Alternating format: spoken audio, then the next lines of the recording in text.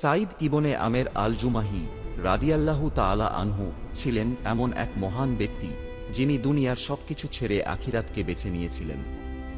তার জীবনের মোড় ঘুরে যায় একটি ভয়াবহ ঘটনার মাধ্যমে। একদিন খুবাইব ইবনে আদি রাদিয়াল্লাহু তাআলা আনহু কে মক্কার কুরাইশরা বন্দী করে নির্মমভাবে হত্যা করার জন্য তানিমে নিয়ে যায়। সেই দৃশ্য দেখতে অনেক মানুষের মতো তরুণ সাইদও সেখানে উপস্থিত ছিলেন।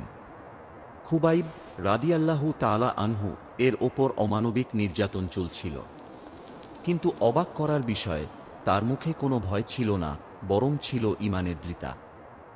মৃত্যুর আগে তিনি একটি কথা বললেন, আমাকে একটু সময় দাও, আমি 2 রাকাত নামাজ পড়তে চাই। তিনি শান্তভাবে নামাজ পড়লেন।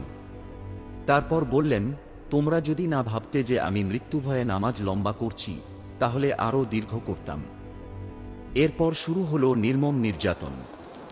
তাকে বলা হলো, তুমি কি চাও তোমার বদলে মুহাম্মদ সাল্লাল্লাহু আলাইহি ওয়াসাল্লাম কে হত্যা করা হোক? তিনি জবাব দিলেন, আল্লাহর কসম, আমি কখনো চাই না রাসূলুল্লাহ সাল্লাল্লাহু আলাইহি ওয়াসাল্লাম এর পায়ে একটি কাঁটাও লাগুক, আর আমি নিরাপদে থাকি। এই দৃশ্য সাইদের হৃদয়কে কাঁপিয়ে দেয়। ঈমানের জাগরণ। সেদিনের সেই ঘটনা সাইদের ভেতরে এক বিপ্লব সৃষ্টি করে।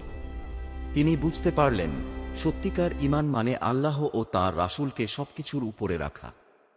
সাথে সাথে তিনি ইসলাম গ্রহণ করেন। এরপর শুরু হয় নির্যাতন, কিন্তু তিনি হাল ছাড়েননি। অবশেষে তিনি মদিনায় হিজরত করেন এবং মুহাম্মদ সাল্লাল্লাহু আলাইহি ওয়াসাল্লাম এর সাহচর্যে জীবন কাটাতে থাকেন। রাসূল সাল্লাল্লাহু আলাইহি ওয়াসাল্লাম এর ইন্তেকালের পর তিনি খিলাফতের সময় গুরুত্বপূর্ণ দায়িত্ব পালন করেন।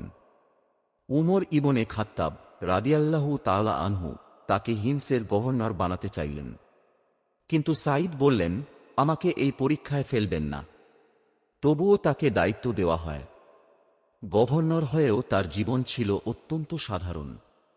একদিন জানা গেল, তার ঘরে অনেক সময় রান্নাও হতো না। কথা শুনে উমর রাদিয়াল্লাহু তাআলা আনহু কেঁদে ফেললেন। তিনি 1000 স্বর্ণমুদ্রা পাঠালেন সাহায্য হিসেবে। কিন্তু সাইদ রাদিয়াল্লাহু তাআলা আনহু বললেন, দুনিয়া আমার ঘরে ঢুকে পড়েছে। তারপর সব টাকা গরিবদের মাঝে বিলিয়ে দিলেন। হিমসের লোকেরা তার বিরুদ্ধে অভিযোগ করল, 1 তিনি দেরিতে অফিসে আসেন, 2 রাতে কারো ডাকে সাড়া দেন না, 3 মাসে একদিন অফিসে আসেন না, 4 মাঝে মাঝে অজ্ঞান হয়ে যান। উমর রাদিয়াল্লাহু তাআলা আনহু তদন্ত করলেন। সাইদ রাদিয়াল্লাহু তাআলা আনহু এর উত্তর শুনে সবাই স্তব্ধ। দেরি করেন কারণ ঘরে কাজের লোক নেই, নিজেই রান্না করেন, রাতে ইবাদতে থাকেন, মাসে একদিন কাপড় ধোয়ার জন্য সময় নেন। অজ্ঞান হয়ে যান কারণ তিনি খুবাইব রাদিয়াল্লাহু তাআলা আনহু এর সেই দৃশ্য ভুলতে পারেন না। তিনি বলেন, আমি তাকে সাহায্য করতে পারিনি, এই ভয়েই আমি কাঁপি। এই ঘটনা থেকে আল্লাহ পাক আমাদেরকে শিক্ষা নেওয়ার তৌফিক দান করেন। আমিন।